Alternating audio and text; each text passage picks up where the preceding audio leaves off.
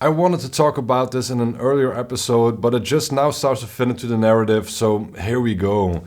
You might have noticed that in my recent videos there were some clips that look a bit different, a bit more old school, and I mentioned that I would talk about this in a future episode. While trying to catch up with all these skateboard videos that I've missed over the past 18 years, of course over time the look has changed.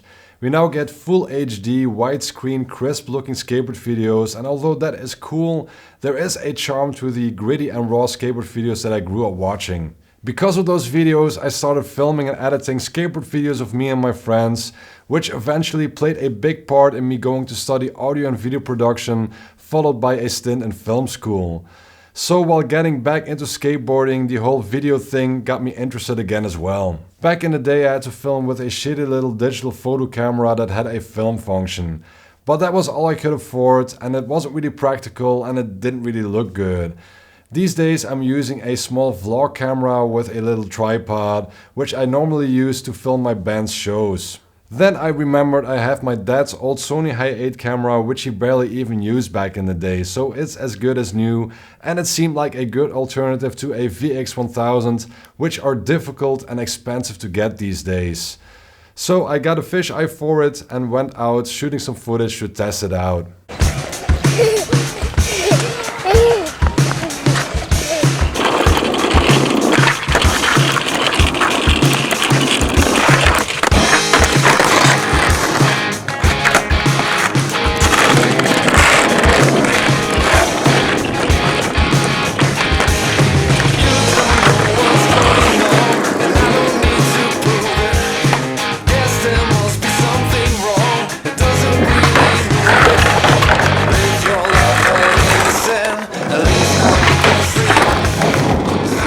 I already thought that looked awesome, but one day by chance I saw someone selling a VX1000 online.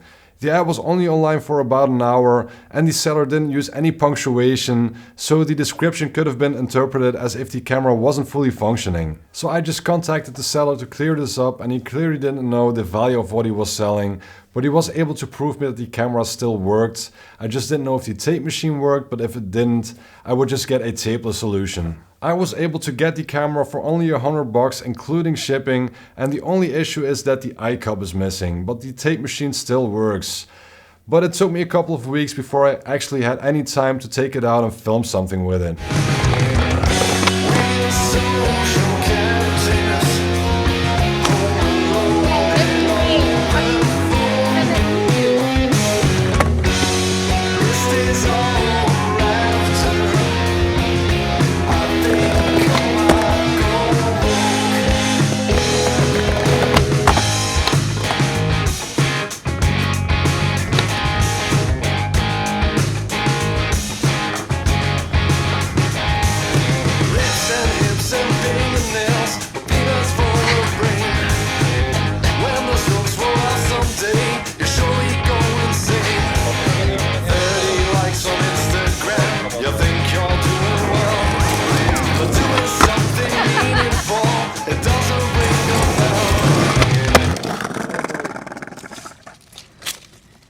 The biggest issue so far is that my wife currently is the only person who can shoot stuff for me, and we can only do that when we're out with our kid, and he likes to grab the camera, so that's why I haven't been able to shoot a lot of footage with it.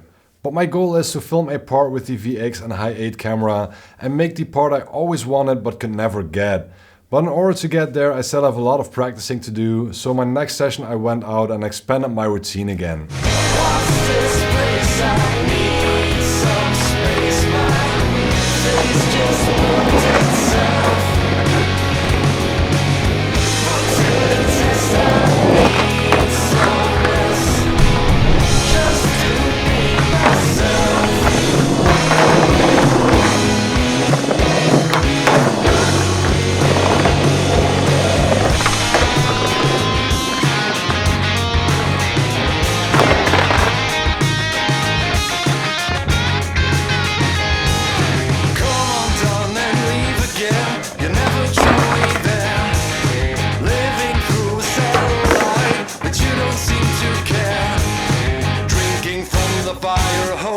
It doesn't quench your thirst. Believing you're remarkable, you truly are the worst.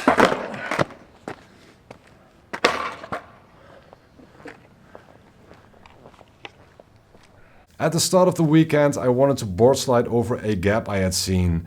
I thought I could put my homemade rail over it and that it would make a cool shot.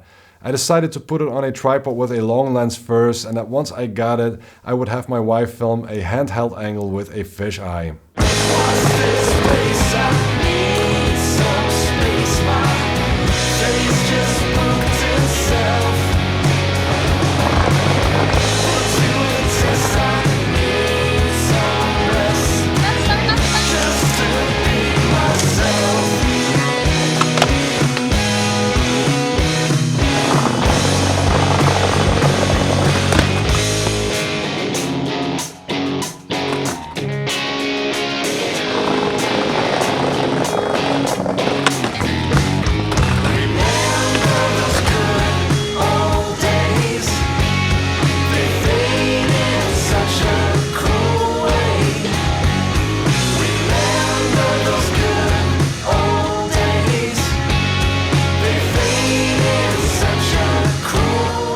And that was the end of it. After it happened, I got up and it felt okay at first, but I still thought I should stop for the day.